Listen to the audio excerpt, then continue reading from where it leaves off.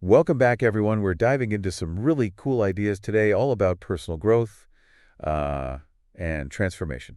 Upgrading your life. Yeah, yeah, exactly. All aspects. We've got this text, it's packed with analogies. Lots of them. And even though it talks about Merlis, Which is a specific spiritual teaching. we're going to be focusing on, what applies to everyone. Absolutely. The universal wisdom. Career, Relationships. health, you name it. It's in there. It's like a toolkit. Exactly. That's a great way to put it. So, What I find really fascinating about this source is that it uses really relatable, everyday examples okay. to explain these sometimes pretty complex ideas. All right, I like it. So we'll be talking about some interesting things like treating our lives like precious diamonds, Ooh. turning negativity in the workplace into an advantage, Ooh, I like that one. and even this kind of intriguing idea of donating our vices. Donating vices. Okay, I'm intrigued. I haven't heard that one before. So where does that fit in with this whole like personal transformation thing? Well, it's really the core message of this whole text, getting rid of negative traits, the things that kind of hold us back. Okay, so we're talking about things like Like lust, anger, greed, ego, attachment, all those kinds of things. yeah, okay. So it's about identifying those like self-sabotaging behaviors and then consciously like making the decision to ditch them. Yeah, exactly. The idea is, by letting go of these quote unquote vices, we create the space for positive change. I like that. Make room for the good stuff. Okay. So that all sounds good in theory, but how does that actually play out like in the real world? What would that actually look like? Well, let's take the workplace example, right? Okay. You mentioned career earlier. So the source talks about this idea of donating the vice of ego in a professional setting. Okay, so what does that mean? Like, are they suggesting we just become pushovers and let people walk all over us? Not at all, not at all. It's more about choosing your battles, Right. Right. and recognizing that, sometimes it's better to step back and approach things with a bit more humility. So instead of getting all defensive or trying to win every argument, you're suggesting like we take a deep breath and maybe, listen a little more. Yeah, exactly. Active listening, acknowledging other people's perspectives, and focusing on finding solutions that benefit the team. All right. So it's about the collective good, not just about our own ego, right? Exactly. So that sounds a lot more productive than, some heated argument where, everyone's just butting heads and Absolutely. nothing gets accomplished, right? Yeah, bruised egos all around. Not fun. No, not at all. So, okay. So we've talked about the workplace. Can we apply this donating vices idea to other areas of life?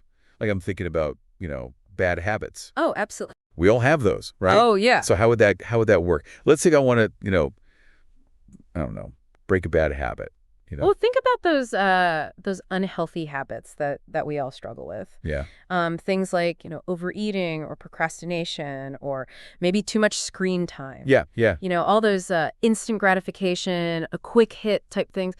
The source really connects these habits to the vices of greed and desire, that constant wanting more, more, more. Right. So are you saying by donating that insatiable desire, we're cutting ourselves off from the source of those bad habits? That's the idea. It's about practicing restraint, delaying gratification.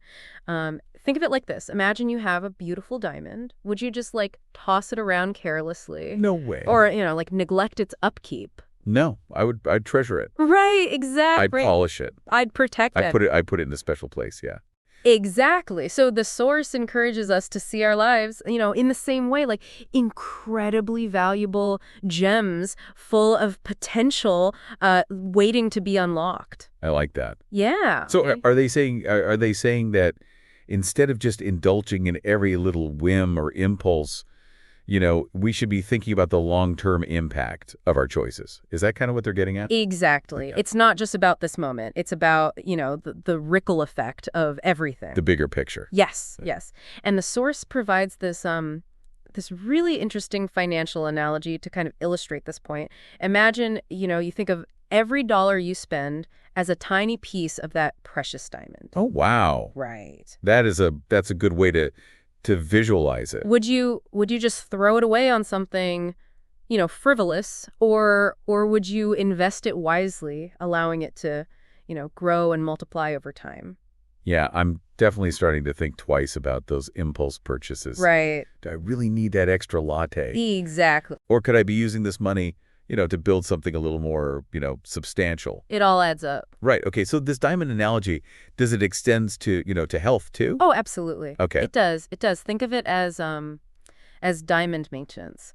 Just as you take care of a diamond to keep it shining, you got to take care of your body and mind to make sure that they're functioning at their best. Okay. So we're talking about, things like regular exercise, healthy eating habits, getting enough sleep, the basics. Yeah, the fundamentals for sure, but the source kind of goes a little deeper than that, Okay. They really emphasize the importance of preventive care. So addressing those like little issues before they turn into big problems. Yes, exactly. Okay. Think of it like noticing a tiny scratch on your diamond. You wouldn't just ignore it, right? No, you'd want to take care of it before it got worse. Right, you'd polish it out, before it turned into something bigger. Okay. So are you saying like we should be more attuned to those like subtle signs that our bodies and minds are sending us? Yes, exactly. Like noticing that, I've had a headache for a few days or that, that nagging feeling of stress. It's all connected, right? So, okay, so this diamond analogy is really like a call to action. It's about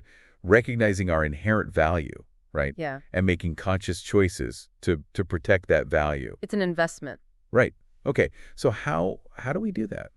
Well, that brings us to another really powerful concept from the source. It's this idea of finding stability through what they call one direction, or, as I like to call it, singular focus. Okay, singular focus. So what does that mean? Are they saying like we should pick one goal and stick to it like no matter what? Well, it's not necessarily about picking just one goal for your entire life, Okay. but it's more about recognizing that when we try to do too many things at once, we actually end up making slower progress, Yeah. if any at all.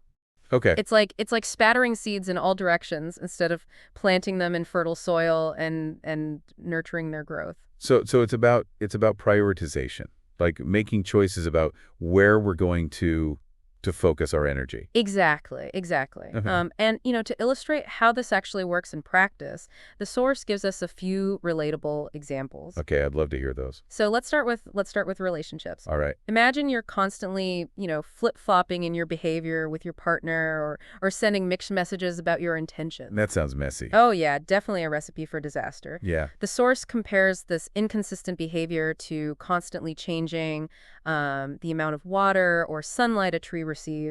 It creates instability and it can prevent the relationship from flourishing. Okay, so they're saying we should be more consistent in our actions Yes. and in our communication, like making sure our words and our actions are aligned. Exactly. Consistency builds trust, Yeah, right? Yeah. Security, which are the foundations of any healthy relationship. Okay, so that's relationships, one direction in relationships. Yes. What about careers? How does this concept apply to achieving success, professionally? Well, the source emphasizes the importance of setting clear goals Okay. in your professional life and really pursuing them with unwavering focus. So instead of saying like I want to be successful, broadly speaking, we should be identifying like specific measurable goals. Yes, exactly. Okay. Like I want to launch my own business within the next year, or I want to get promoted to, a management position within the next 2 years. Something very concrete. Okay. So it's about having that target in mind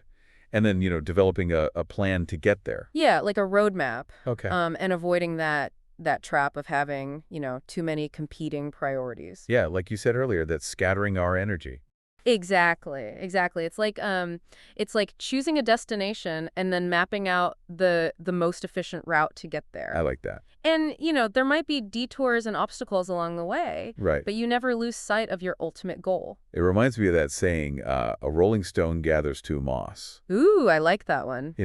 If we're constantly changing direction, we never really get a chance to master anything. It's so true. And the source also emphasizes that even small, consistent efforts, when they're directed towards a single goal, can lead to, remarkable achievements over time. So it's about those small daily actions, Yeah. that accumulate over time. Compounding, right. Right, exactly. Exactly. Like that famous Einstein quote, compound interest is the eighth wonder of the world. He who understands it owns it. He who doesn't pays it. Right. It's not about making these giant leaps overnight. It's about those small, consistent steps. This one direction concept is really resonating with me. It's like a call to simplify, to streamline, to Yes. declutter. Declutter the mind. Not just our physical spaces, but also our mental landscapes. Exactly. It's about focusing our energy on what truly matters and letting go of the things that are holding us back. Okay. So that brings us to another interesting concept in the source, this idea of remembrance as a tool for personal transformation. Yeah, remembrance. Now we're getting a bit more, mystical, I guess. But stay with me, stay with me. Okay. So what exactly do they mean by that? Like, how does remembrance play a role in personal growth? Well, the source, they explain that remembers in this context is really about connecting with a source of inner peace and purity. Okay, so it's about finding that stillness amidst the chaos of everyday life. That's a great way to put it. Okay. And to make this concept a little bit more tangible, the source provides some practical examples. Okay, I'm all ears. Let's hear them. All right, so one of the examples they give is the practice of meditation. Imagine taking just a quiet moment each day to simply sit, breathe, and clear your mind. So creating a pause in the day Yes, to just be present. yes. To quiet those racing thoughts and reconnect with that sense of inner calm. I've tried meditation before, and I have to admit I kind of struggled with it. Like my mind would race. And Oh, it's so common. yeah. It's especially when you're first starting out. The key is to approach it with gentleness and curiosity, not judgment. So instead of getting frustrated when those thoughts pop up, Yeah. just acknowledge them and then gently, guide your attention back to your breath. That's it. And over time, with consistent practice, it becomes easier to access that state of inner peace. Okay, so it's like training a muscle. Yeah. The more we practice it, the Yes. stronger it gets. Exactly, exactly. And what's really interesting is that the source goes beyond just personal peace. They talk about how this idea of remembrance can actually be applied to leadership as well. Oh, interesting. Okay. Yeah, they give an example of a project leader who, instead of getting bogged down in all the details, micromanaging everything, Yeah. they focus on the big picture and they trust their team to do their best work. So they're saying that by remembering the ultimate goal and trusting the process, we can actually become more effective leaders. That's the idea. It's about letting go of that need to control everything and instead creating an environment where everyone can, thrive and contribute their unique talents. Okay. So it's about stepping back and allowing things to unfold naturally, trusting that the team will find its way to the desired outcome. Exactly. And this really ties back to the concept of detachment that we talked about earlier. Right. By remembering the bigger picture and releasing our attachment to specific outcomes, we create space for, creativity and innovation and collective progress. So remembrance in this context, it's not just about personal peace, but also about like fostering a sense of trust and empowerment within a team. Yes, exactly. It's about recognizing that we don't have to carry the weight of the world on our shoulders, We can delegate, we can trust, and we can allow others to step up and shine. It's like I'm starting to see how all these concepts are really interconnected.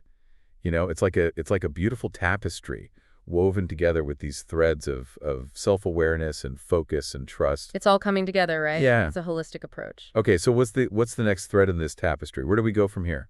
Well, that brings us to another really fascinating podcast from the source, and it's this idea of finding balance in our lives, specifically the balance between solitude and joviality. Solitude and joviality. Okay, I like the sound of that. What exactly do they mean by those two terms? Well, they're essentially talking about finding that sweet spot between, introspective reflection on the one hand Okay. and engaging with the world around us on the other. Okay. They really argue that both are essential for living a fulfilling life. So are they suggesting that we need to carve out time for both solitary pursuits and social interaction? Is that the balance they're talking about? That's a big part of it, yeah. Okay. They illustrate this concept with an example from family life. Imagine someone who's so focused on, their own thoughts and needs that they neglect their loved ones. Yeah. Or, on the flip side, imagine someone who's so busy catering to everyone else's needs that they completely lose sight of themselves. Yeah, I can see how both extremes would be pretty unhealthy. Yeah, it's about finding that middle ground, right? Where we're taking care of our own needs, but also being present and engaged with the people we care about. Okay, yeah, that makes sense. And the source provides some really practical tips for achieving this balance.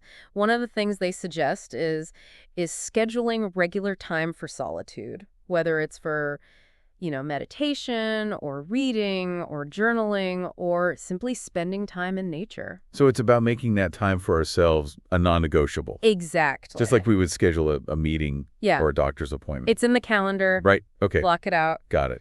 And then on the flip side, it's about being intentional about our social interactions. Okay, Instead of just passively scrolling through social media or attending events out of, obligation, right. they encourage us to choose activities that bring us joy and allow us to connect with others on a deeper level. So it's about being more mindful Yes, exactly. of how we're spending our time and making sure we're getting that balance of solitude and joviality. It nourishes the soul. Yeah, this whole concept of balance, it really resonates with me, Yeah.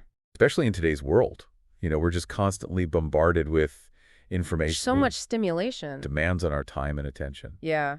It can be overwhelming. Yeah, it's easy to get caught up in the hustle and bustle and forget to take care of our own needs or For sure. to nurture those meaningful connections that really bring us joy. It's a continuous dance, isn't it? Finding that equilibrium between our inner world and our outer world. It is. Yeah. Well, speaking of finding balance, maybe it's time to take a deep breath and recap all these incredible insights that we've gleaned from this first part of our deep dive. Yeah, let's take a moment to synthesize. Yeah. So we started with this idea of, donating vices, cultivating virtues. Right. A pretty powerful concept It is. that encourages us to really, shed those negative patterns and embrace positive qualities in all areas of our lives. And we saw how that plays out in, practical ways, like choosing humility over ego in the workplace. Right. Or, practicing restraint instead of indulging every craving. Right, exactly. It's about making conscious choices Yeah. that support our well-being. Then we kind of went into this captivating analogy of life as a diamond. Oh, yeah. Which I really liked. It's a good one. It pushed us to think about the long-term value of our choices. For sure. And how we protect that value, how we nurture it. It's an investment It is. in yourself. And it's not just about finances and health, No. It's about seeing our entire lives as something precious, something worth investing in. Absolutely. And Yeah. that investment, can take so many forms, from prioritizing self-care to, cultivating meaningful relationships. Right, exactly. The source even provides this really cool motivational slogan, I love those. that kind of captures this essence. Okay. They say, donating the vices within creates virtues that shine brighter than diamonds. Oh, I like that. It's beautiful, right? Yeah, It really highlights that transformation it does. from the inside out. It reminds me of how we talked about, that diamond maintenance analogy. Yes.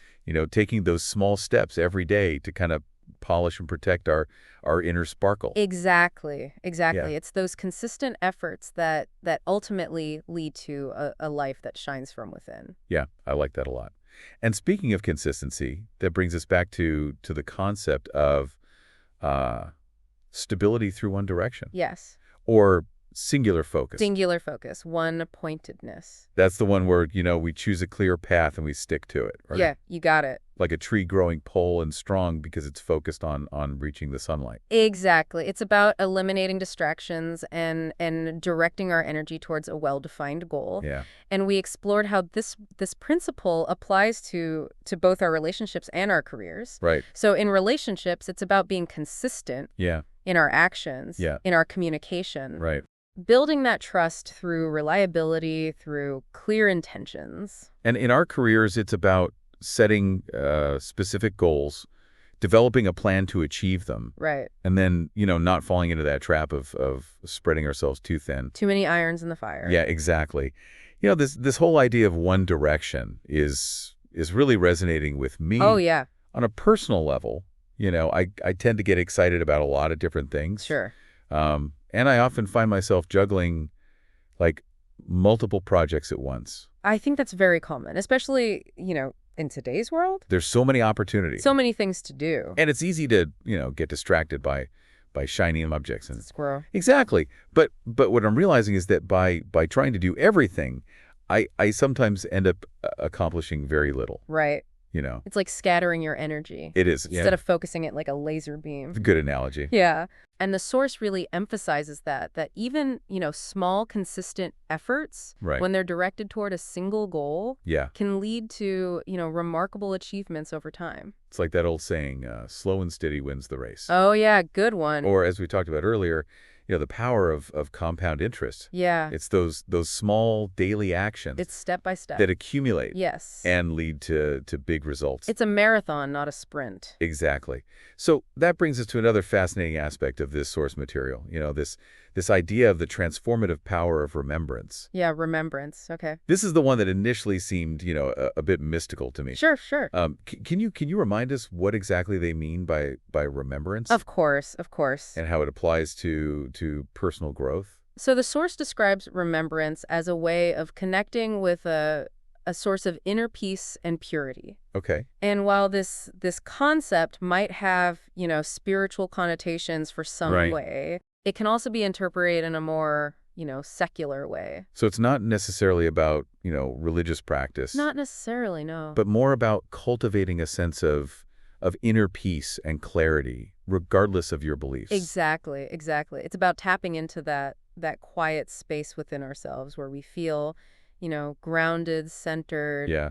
and at ease. And to make this concept more tangible, they Oh. provide some practical examples They do. of how we can integrate remembrance into our daily lives. Right. I remember you mentioned meditation as one of those examples. Yeah, one of the big ones. Can you elaborate on that a little bit more? Absolutely. So the source highlights the power of taking just a few moments each day to simply sit, Right.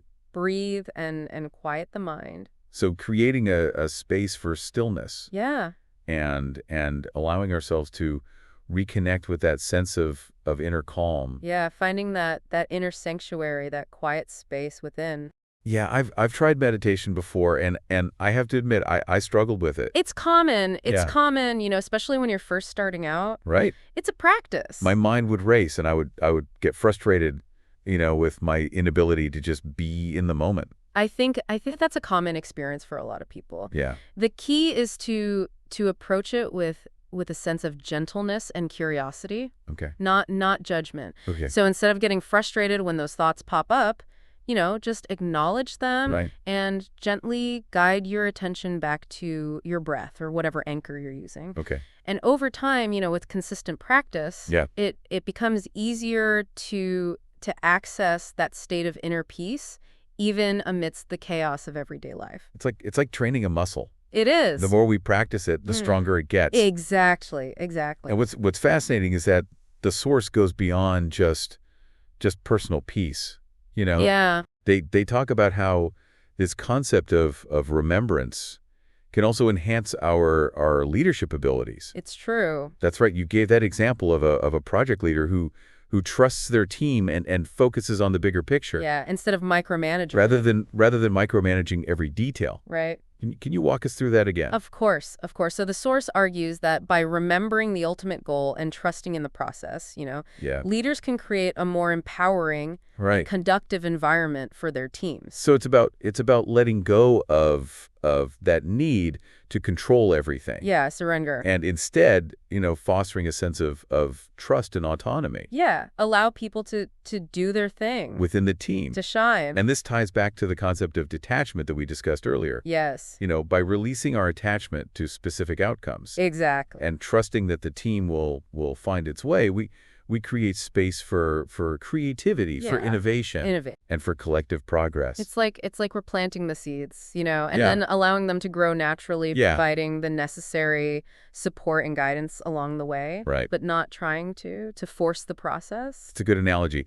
And what's remarkable is how this simple, shift in perspective can have such a profound impact Huge. on both the leader and the team. Absolutely. The leader, experiences less stress Right. and feels more confident Empowered. in their team's abilities. Yeah. And the team members, feel more empowered Yeah. and motivated. Motivated to contribute. It's a win-win. Yeah, it is. It is. And it all stems from that core principle of remembrance. Yeah, remembering the bigger picture, trusting the process, allowing things to unfold naturally. It strikes me that this concept of remembrance can be applied to so many different areas of life. Absolutely. Not just leadership. It's a universal principle. It's about finding that sense of inner peace Yeah, and clarity that's still point. that allows us to navigate challenges with grace Right. and to make decisions that are aligned with our values. Exactly. And it really speaks to the interconnectedness of all these things. It does. It's not just about one specific area of life. Right. It really permeates everything. I'm starting to see how all these concepts that we've discussed, donating vices, cultivating virtues, treating our lives like diamonds, finding stability through one direction, and practicing remembrance, how they're all interconnected. It's all related. They're like different facets of the same gem, Yeah, it's a beautiful image. each reflecting a different aspect of personal growth and transformation. And that brings us to the final key message from the source. The importance of finding balance in our lives, specifically between solitude and joviality. Right. This is the one where we talked about finding that sweet spot between, introspective reflection and engaging with the world around us. Exactly. The source argues that both solitude and joviality are essential for, living a fulfilling life, Yeah. and that finding the right balance between the two is key to our overall well-being. And we explored how this balance, plays out in both our personal and professional lives. We did. In our personal lives, it's about making time for both solitary pursuits and social interaction, Yes. recognizing that both are essential for our emotional and mental health. Absolutely. And in our professional lives, it's about finding that balance between, independent thinking and collaborative brainstorming, Right. understanding that both contribute to innovation and problem solving. It's two sides of the same coin. It is, yeah. To bring this concept to life, Yeah. the source provides its really interesting analogy. Oh, I like analogies. Let's hear it. They compare finding balance in life to riding a bicycle. Riding a bicycle. Okay. Yeah. I'm curious, how do they relate those two things? Well, think about it. When you ride a bicycle, you need to maintain balance in order to stay upright. Yeah, you'll fall over. If you lean too far to one side, Yeah. you'll fall over. It's the same with life, Okay. If we focus too much on solitude, Yeah. we might become isolated, Yeah. withdrawn. For hermit. Exactly. And if we focus too much on joviality, we might neglect our own needs and feel depleted. Burned out. Burned out. Exactly. So just like a bicycle, needs both wheels to function properly. To move forward. We need both solitude and joviality to thrive in life. We do. And finding that balance point, it takes practice. Yes, it's an ongoing process. And awareness. It's not something you just achieve overnight, It's about paying attention to our inner state. Checking in with yourself. And making adjustments as needed. Course correction. So if we're feeling overwhelmed, Yeah. by social interaction, it's a sign that, maybe we need to carve out some time for solitude. Yeah, recharge the battery. And if we're feeling isolated and disconnected, Yeah. it's a sign that maybe we need to reach out and connect with others. Yeah, find that balance. It's about being in tune with our needs. Yes. And making conscious choices that support our overall well-being. It's a journey. It is. It's a journey. Not a destination. This whole idea of balance, it resonates with me so deeply. Me too. And I think it's something that a lot of us struggle with. Oh, for sure. In today's world, It's easy to get out of balance. we're constantly bombarded with information Yeah. demands on our time. Yeah. And it's easy to get caught up in that hustle and bustle and lose sight of what truly matters. Yeah, we forget to slow down, to pause, Yeah. to reflect, to reconnect. But the source reminds us that finding balance is not about achieving, Yeah. some perfect state of equilibrium. No, it's a dance. It's a continuous process of making adjustments It's dynamic. and finding what works best for us. Yeah, in each moment. Yeah, in each moment. It's like a dance, isn't it? We're constantly shifting our weight, Yeah, finding our footing, yeah, adjusting to the changing rhythm of life. it is. Beautiful analogy. Yeah. And as we wrap up this second part of our deep dive, it's important to remember that these concepts, donating vices, cultivating virtues, treating our life like diamonds, finding stability through one direction, practicing remembrance, and finding balance between solitude and joviality, are not just abstract ideas. No, they're not. They're practical tools. Tools for transformation. Yeah, that we can use to create a more fulfilling and meaningful life. It's about taking action, putting these principles into practice. Yeah, it is. It's like we've been given this treasure map, Yeah, a guide. and now it's up to us to to go out and explore, to put these principles into practice. Adventure time. Yeah, and to see where they lead us. Exactly. That's where the real magic happens, when we take these insights and we integrate them into our daily lives. It's amazing how much ground we've covered, in this deep dive. I know, right? We started with this seemingly simple idea of, donating vices and cultivating virtues. The foundation. And we ended up exploring some pretty profound concepts like, the transformative power of remembrance. Yeah, and that delicate balance. And the importance of finding balance between solitude and joviality. How much richness. It's a testament to the richness of this source material. It really is. And, even though it's rooted in a specific spiritual tradition, right? The wisdom it offers, it really does have universal appeal. It's like we've peeled back the layers of an onion, Ooh, I like that. revealing deeper and deeper truths with each step. And there are always more layers.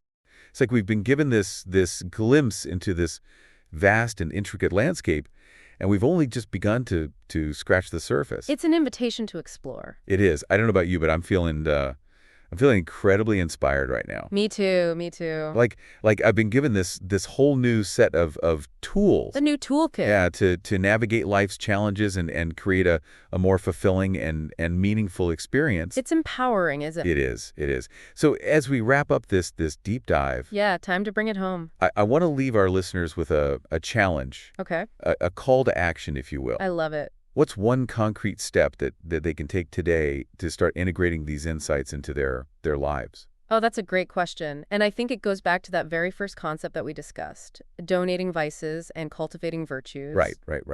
I would challenge our listener to choose one vice that they're willing to let go of, something that's been holding them back or creating, negativity in their life. Yeah, it could be anything, right? From complaining to procrastinating to gossiping. Whatever resonates. Whatever it is, you make that conscious decision to release it. Let it go. And then to create that space for positive change, choose one virtue to cultivate in its place. Fill the void with something positive. It could be patience, it could be kindness, gratitude, forgiveness, any quality that resonates with them. That speaks to their heart. So it's a two-step process, right? Identify the vice you want to donate. Step 1. And the virtue you want to cultivate. Step 2.